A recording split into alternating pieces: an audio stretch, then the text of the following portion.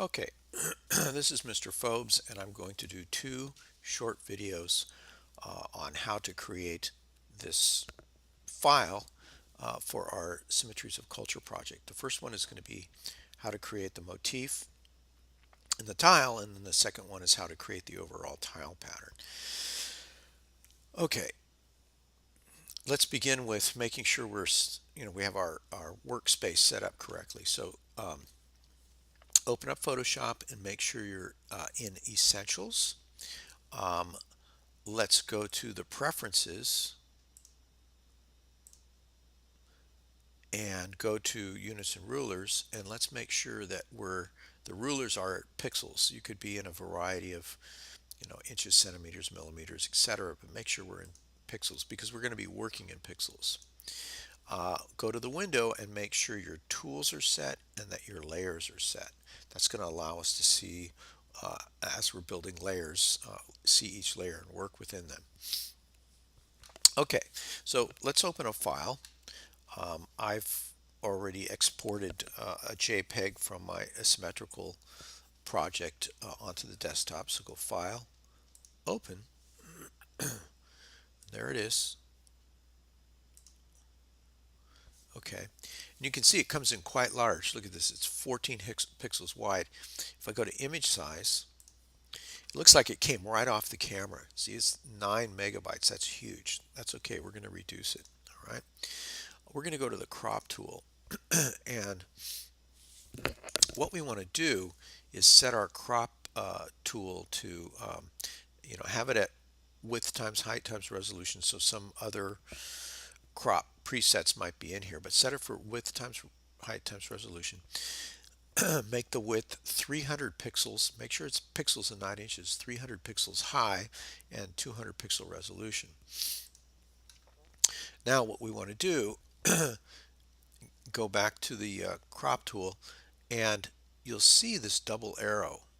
When it's on the corner here, click and then drag this down to reduce it, and then pull the image. And one of the things that we want to do is we wouldn't want to crop it like this because we're going to get something that's then much too symmetrical. So uh, have the cursor hover over the corner here, and it turns into a double-sided, double-ended curved arrow. Click, and then let's rotate it a little bit. So I might want to reduce this a little bit. I've got a little bit too much information in there. So, I don't want to pick up this little weird thing.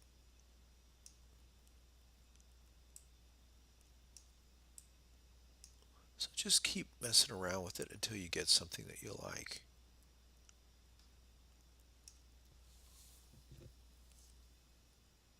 Okay, that's not bad. So I'm going to hit return. There it is. Hit Command plus so I can see it a little bit better. And this is not a bad, this is a pretty good balance of black and white. That's what we're looking for. If you get, you just want to make sure you don't have a lot of negative space, especially in the corners. The other thing we should probably do is we should change the mode from RGB to grayscale. And that's going to render a much smaller image. Okay, so there's our tile. Now, remember to create, there's our motif. So to create a tile, we need to repeat this motif 4 times. So patterns are basically made up of motifs or a single unit, then it is repeated multiple times. So the first repetition of the unit, the unit's going to be repeated 4 times. So we're going to create a tile. So we're going to go File, New, and we're going to make this tile 600 pixels by 600 pixels at 200 resolution. Hit OK. And then we're going to bring our tiles, our motif into here. Now, we might want to make a copy of this. So this is basically our background layer. And now what we'll do is we're going to bring in, you'll see why I did this in a minute. We'll bring in our motif. So we're going to go File, Place Embedded.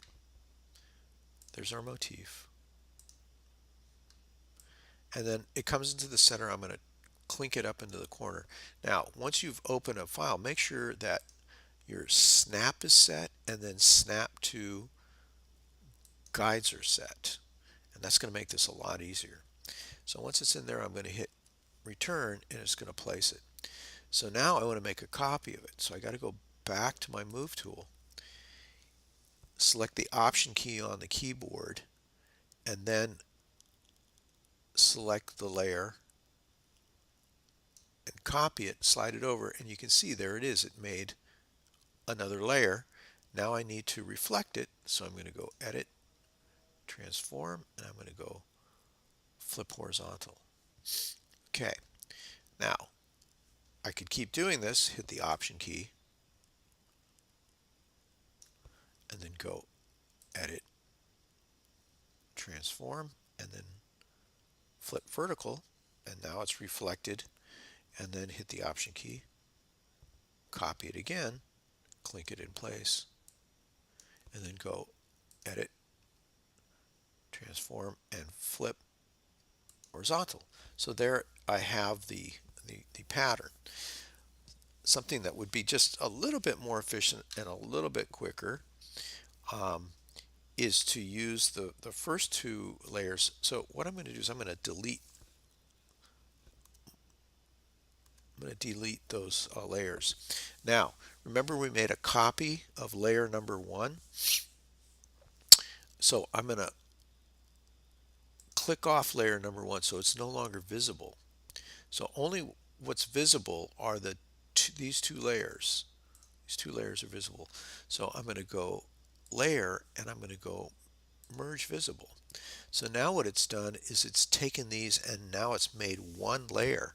So if I now hit the option key and drag this down, it's dragging the whole layer, which is already reflected, and all I've got to do is flip this layer vertical. So I'm going to go Edit, Transform, and Flip Vertical. There I go. So now I've got the pattern again. So let's go ahead and save it as a JPEG, which will flatten it. So I'm going to go File, Save As, and then let's call this Tile and save it as a JPEG to the desktop. Go save. Okay. Now, one of the things that I want to do is go back and let's reduce this. So what I'm going to have to do is, so I'm going to get out of the PSD file, and it's going to ask me to save it. So I'm going to go Save, and I'll call it Tile PSD. This is if I wanted to go back and edit it, and I'm going to save it to the desktop. Okay. Now let's go and open.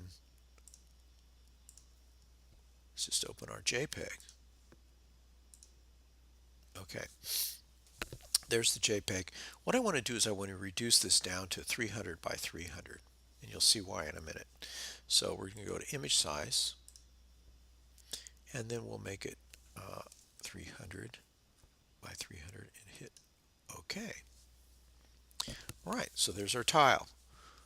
I'll see you in the next video.